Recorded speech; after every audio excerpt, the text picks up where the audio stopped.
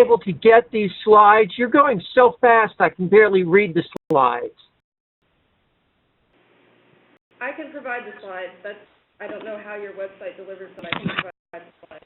Well, I'm just watching your talk over the web. Is there going to be like a place on your website somewhere we can download these? Yeah, sure. I'll in the email we have been sending we have included the email address. I'm sorry, the website. I got the email from TAC. TAC sent me a copy of this email. I didn't get it directly from you. Oh, I see. Well, in that email... Are you posting to the XSEDE site? Yes.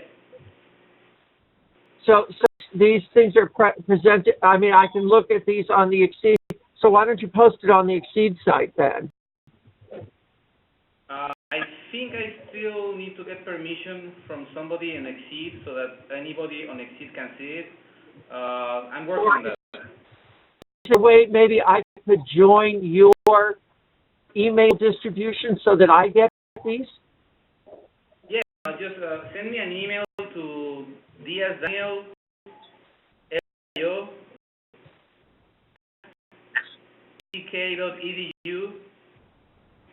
UK.edu. UTK, University Tennessee Knoxville.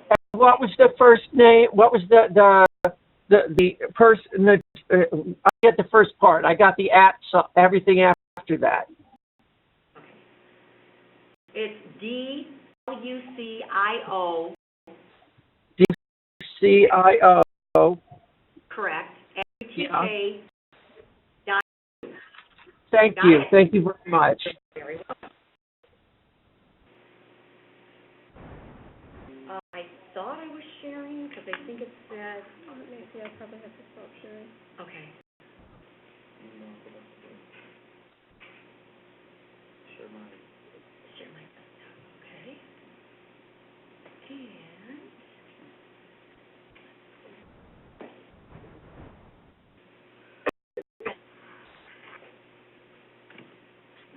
okay, let's slide it over. Oh, you're gonna need to do that.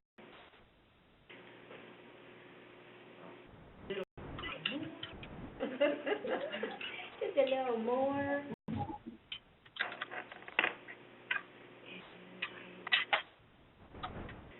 Who's gonna?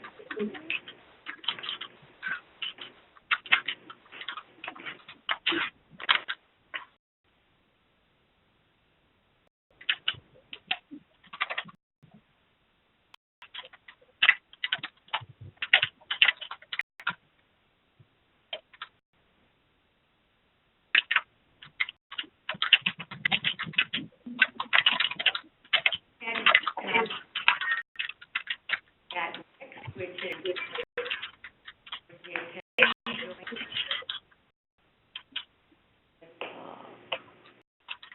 Warnell, and we function on. And so we have kind of set up, but two different ways to get out on our system, and one is the discretionary. And very pulling out the allocation. And the other way is through XSEDE, and XSEDE is sort of organization for science universities within the United States. University of Tennessee, the NICS discretionary accounts are directed discretionary. We can also embrace industrial partners, and we can embrace resources like vendors and stuff. We can help them work with their software to get them running on these supercomputers. Okay, there are several systems available. For XSEDE, there are systems that universities also available. There are some that are XSEDE, we have and of course is our Cray XP5, Keeland and GPU systems, and we had Nautilus at that time. offline XSEDE, September 30th. There are also other systems that have different reasons why you would use those systems. Director discretionary, kids, Darter, Beacon, and Nautilus. Now, what does that mean? Here's a description. Kraken is a Cray supercomputer. Nautilus is an SGI Altix UV 1000 system. That's going to be used more for systems and programs that need high memory or visualization, as well as, of course, just computing power. Beacon is the new Cray CS300 development. Darter is Cray XSEDE, and Kids is the HP GPU system. So they'll have different kinds of programs are going to run on them. Our director's discretionary guidelines, we have 3 different categories. One is a research allocation, which is going to require you to use more input before you to have such a large allocation. Pilot allocation. Pilot allocation, the purpose is so you can, if you have a small project, if it's something that's going to be done within a short amount of time, you can get a small allocation, but quite frequently they're just used code running to find out how am I going to get this time? How big can I scale this up so I can really start running and know what I'm doing on the computer? And then we have what we call which education, outreach, and these are very valuable for classes that you could join. And those are simply so you can learn something about computers. And those are offered, through, just several of these, and so user support and XSEDE also this kind of training. There are limits on, these are the starting limits for the direct area now.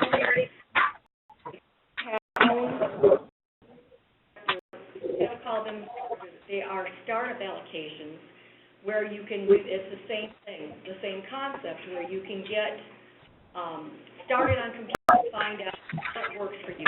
They do have a limit of 200,000 across all their systems for a startup, unless you have an extremely valid reason. We sometimes make exceptions for things like, I am trying to get this, work on this platform, and this platform. So there's exceptions. So one of the first questions you have to ask is, which system am I even interested in using? Now, certainly you're not going to wear ballet shoes. There's all kinds of things you have to consider, even apply for an application. What hardware, what software, am I prepared to even run on a supercomputer?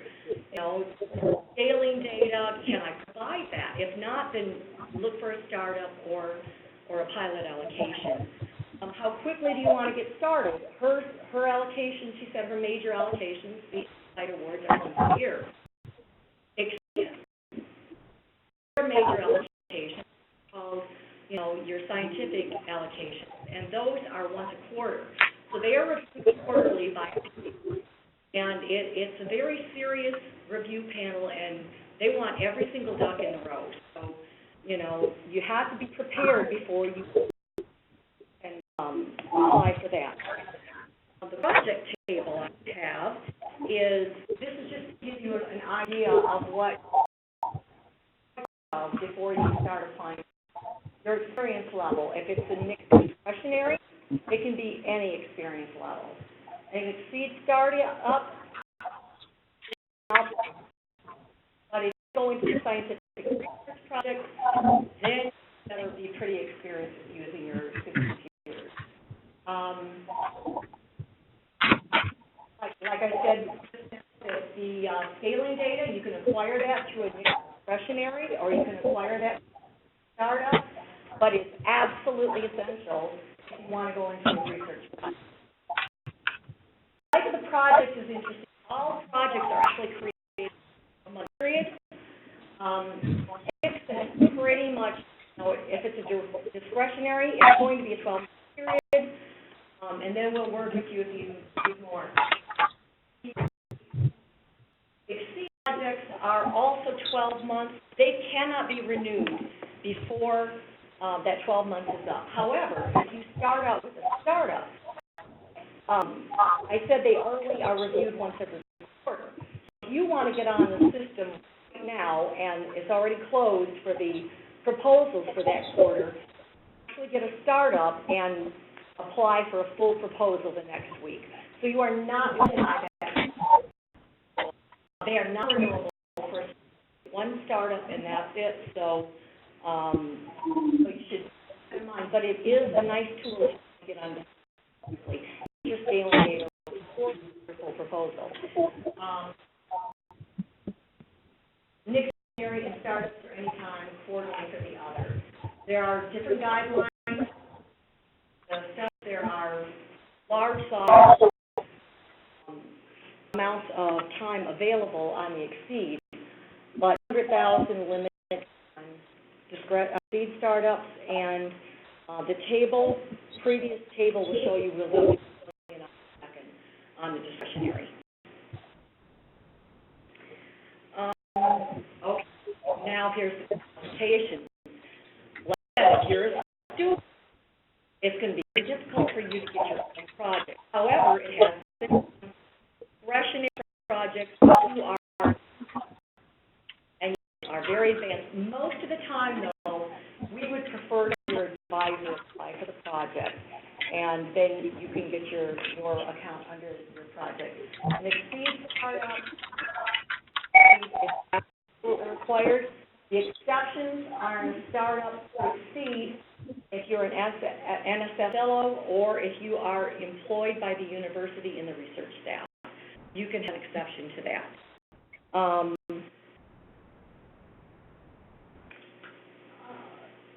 Discretionary, we have a few that are not limited to United States universities.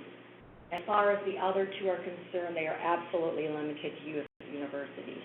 So you can be on the project if you're at a university anywhere in the world. Well, not anywhere. There are some places it's restricted, but other places in the world. But you cannot have your own project. You cannot be a PI on that project. So to apply for a project, we have a web page where it's going to be revamped. There's going to be extra information that you're going to be required to provide for that. But it's a pretty simple process, and as she said, if you are interested, and we want you to be interested because your success is our success. We want to be here to help you, so we can do this in amazing science, so we can have amazing graduates from UT. We really want that to happen. And our staff is amazing at helping people get started. We have some great documentation, and we really, really encourage you to get on a project and get started in this. So our link for applications are here. This is also where you would apply if your advisor has a project. You will apply under different, you'll apply as a new user on that project. It's a really simple matter. It does, of course, require the PI to approve your access because these are huge resources in the multi-million-dollar range, and, we do some great things on them. We want to continue to do great things on them, but the PI is responsible for who's on that system. So, and here are the links. I have the links included for information on how to apply for an XSEDE project and how to be put on a project if your PI or your advisor has a project. And they're really simple processes. It's very, very, very easy to get on these projects once it exists. The other thing is I have an overview of what kind of information are we going to be looking for if you do apply for a project. And it may seem pretty daunting at first. We need to know why do I do this? What's the impact? What is the social impact? What is the scientific impact? Who's going to be benefited from this? Are you working with people that are you know, are underrepresented? Are there people that, you know, we want to be able to help people that have never dreamed of a supercomputer get on and get some work done. We want a description of the proposed work, you know, justify. Why do you need this resource? Why do you need this much of this resource? Which is, like I said, that's the important part of getting a startup, is to get that information. I need 1 million because it takes this much to run 5 simulations, and I need, you know, 5 simulations to verify my scientific work. Readiness. Are you ready to get on a computer? Do you have enough people to support this project? And you can have a wonderfully ambitious project, but if there's only one person working on it, it's not going to get done. So describe who's going to be working on it, how much time you've got, the intellectual merit, like it's the broader impact. And if you've had been on the computers before, if you've won an award before, if this is a renewal award, or if this is you've been on somebody else's project and now you want to take this research in a slightly different direction, what have you learned from that? What have you published from that? What can you give us back to say, we did something good with this computer? And it's very helpful if you have that. And why do we do this? This is actually, Deborah Penshoff is just finishing her PhD. She's underneath her advisor is Robert Harrison, and she's been cranking away on the system for quite a while. And so this is good science that's coming out of this. And the science categories, I know that OEF really kind of concentrates more on the energy side. This is absolutely open science, and it covers every aspect of science and weather and climate and, you know, energy, applications, earthquake applications. There's such a huge variety of things that we can learn from this. And then another interesting one was this was some simulations so they can create situations so that if trucks are carrying explosives, they're not going to blow up a whole town. So, you know, this is kind of an important thing. I personally prefer that my roads don't blow up while I'm driving down there, and that they're safe. You know, it's safe to drive these explosives on our highways. So it's a huge spectrum of science that gets done. So whatever you can imagine, we'd love to work with you and help you get that accomplished. And then here are some websites that are very helpful. This is our main website, nix.tennessee.edu. There's a link to the accounts and the resources, but you'll find all kinds of information on that. How to get started. If you're new to HPC, you know, all kinds of things that are incredibly helpful. And then the XSEDE website, you know, there's a lot of information there too. You know, how to get an allocation there and how to create your own account. It's full of information, and it's a great place to get started. So we can get you started and get you rocking on our computers. Any questions? Okay.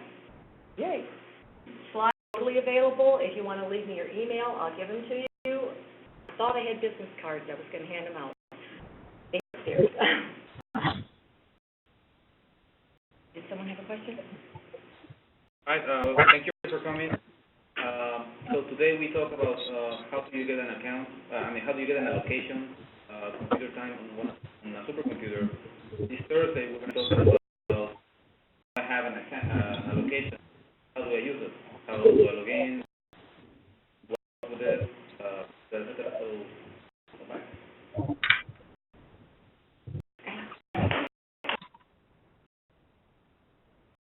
I'm Suzanne Peretti-Kuhn from the Oak Ridge Leadership Computing Facility, and I'm here today to tell you about 3 or 4 ways that you can get access to our resources, which is the Titan supercomputer and its associated infrastructure.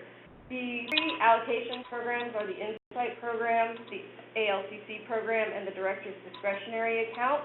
The fourth way is to join us or join someone that's already got an allocation through one of those programs as a student, either directly or as an intern. So, by summarizing those programs, the INCITE, which stands for Innovation and Novel Computational Impact on Theory and Experiment program, is our flagship program. This is where the majority of our cycles from the Titan supercomputer are dedicated. Projects that run on INCITE have to be making groundbreaking contributions to a domain science. They also have to be very well enabled to run on Titan's architecture. In this case, Titan has about 300,000 CPUs and nearly 20,000 accelerators or GPUs. So probably the programs that are going to win, or the projects that are going to win an INCITE allocation are those that both do novel science and have a code that's already well prepared to run on a massively parallel hybrid GPU machine like Titan. The next program is the Oscar Leadership Computing Challenge. This allocation program looks for projects of interest to the Department of Energy with an emphasis on high risk and high payoff simulations. I will give this year's list for those topics that are of interest to DOE later in the presentation. The LCC program is not just through Oak Ridge, much like the INCITE program, which we also partner with other national labs with. We're just one partner.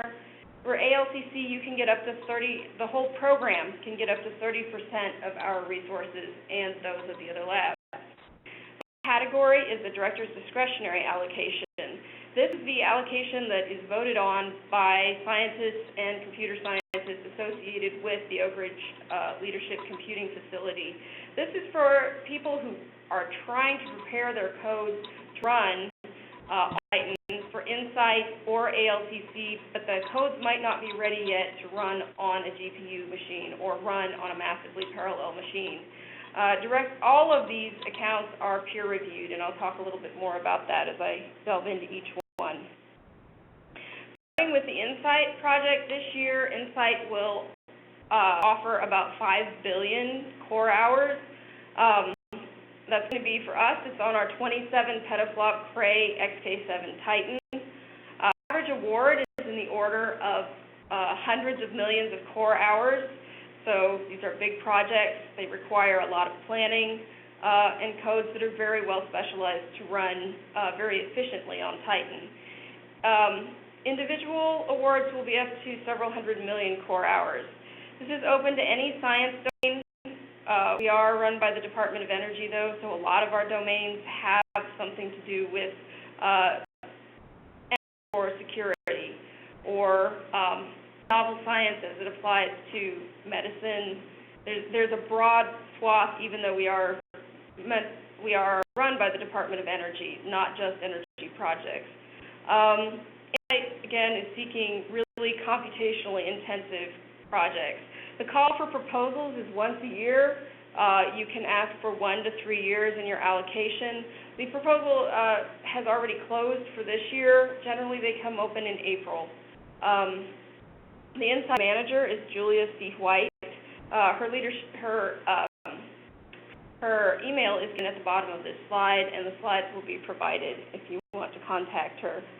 There's also a web address at the end that will allow you to read more about the INCITE program.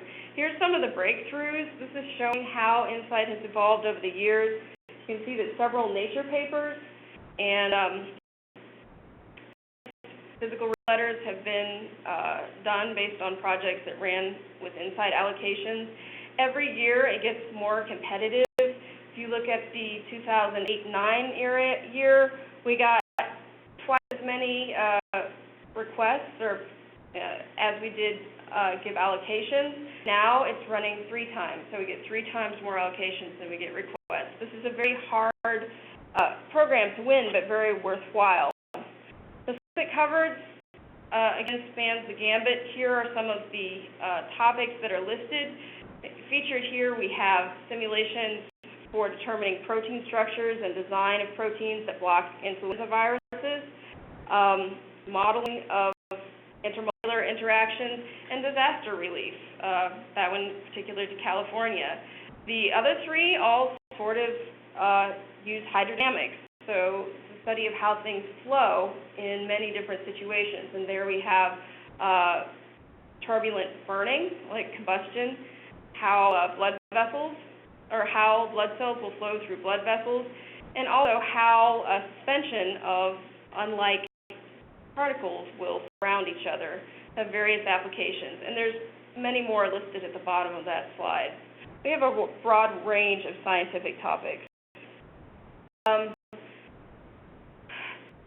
And this is a very thoroughly peer-reviewed process. There are panels at 2 national labs that review both the computational of the proposal and also the merit of the domain science. If you want to read more about these things, you can look at the INCITE information at doeleadershipcomputing.org. You can also read about getting a director's discretionary allocation at our website, www.olcf.ornl.gov. I'll talk a little bit more about that in a minute. Now, moving on to the Oscar Leadership Computing Challenge. This is also a large allocation that is very thoroughly peer-reviewed and juried to get an allocation. These are the topics. This is the one that has topics that are of particular interest to the Department of Energy. So the topics for last year and actually a few years running are advancing the clean energy agenda, advancing robust predictive understanding of the Earth's climate and environmental systems, and also responding to natural and man-made disasters. This is a little bit broader. INCITE, probably the standard PI is going to be someone who is either a researcher in academia or in a national lab.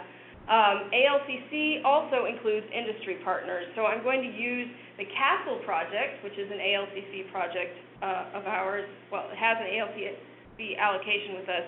That's the Consortium for Advanced Simulation of Light Water Reactors. Down at the bottom of the picture of the light water reactor, I have the crest of partners that joins that consortium. As you can see, there are 4 national labs: Oak Ridge, LNL, Los Alamos, and Sandia. There are 3 companies, or 3 more company-like organizations. There's Westinghouse, ERI, and then also the TVA, not exactly a private company, and then 3 universities, MP, NC State, and Michigan. So that's what we mean by broader engagement with this program. It's a shift that allows people that have high abilities in a particular topic of interest and high programming abilities outside the academic community to get an allocation. ALCC will get about 30% of our cycles.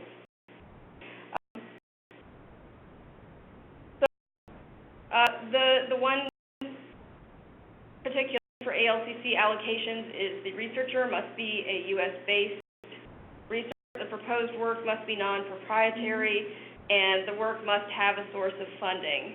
The call for proposals for this topic opens on October 1st, but proposals may be submitted all year. The allocations generally run 1 year and are renewable. I want to say a little more about our director's discretionary allocations. This is the allocation that you would get to prepare to run as an INCITE project or an ALCC project. These are peer-reviewed, but the majority of the domain and computational sciences peer reviewing them are going to be local in some capacity to the OLCF, or at least associated. It is a real peer review. You do have to write a real proposal, but the bar is not quite as high that you have to leap over as it is for INCITE or ALCC. The allocations for this are small. They're in the order of 1 million core hours, and they are for 3 to 6 months and are renewable.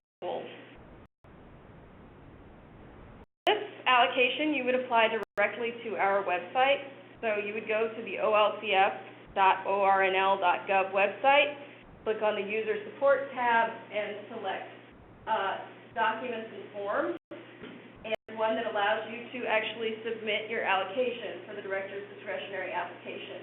Now, if you're a student who is working with somebody who already has an allocation, either through INCITE or ALCC, this is also the same general place, this documented forms, where you would go to join that project. And there is something that says Join Project that looks a bit like the direct, that'll be in a list of forms. So that's the easiest way that I think as a student that you can join. Of course, you have to have PI approval and you have to state what you're going to do on the project. Joining an already started project is not strenuously peer reviewed. It just has to pass through the Resource Utilization Council and a few other brief reviews, but generally those are approved right away. You just have to get permission from your PI. So that would be where you would go to join an existing project or request a director's discretionary allocation. I just want to some of the ways that if you're not already associated with a researcher that has a project through INCITE or ALTC, or even a director's discretionary allocation, one way that you can work with us is to intern. So Oak Ridge Associated Universities runs a big program of fellowships and internships that send students from high school level all the way up to postdoctoral researchers to the lab. Right now, the group that I work in, which is Outreach and User Assistance, has a summer intern named Jake Wynn that's come from the HERE program, which is an Oak Ridge Associated Universities program. And just to give you an idea of how you might get started, Jake is writing tutorials for us on how to parallelize code on the GPU for Titan. So what he did for one of his learning projects was to draw fractals on the GPU, and that's what the pictures are here. So that would be where you would start. You might join a PI and do some research with them, or you might have a code already and be ready to submit with us. But most likely, if you're a student, you're going to either intern or join through one of the people that already has a project. Thank you. If you have any questions, these slides will be provided, and we'll do our best to answer them.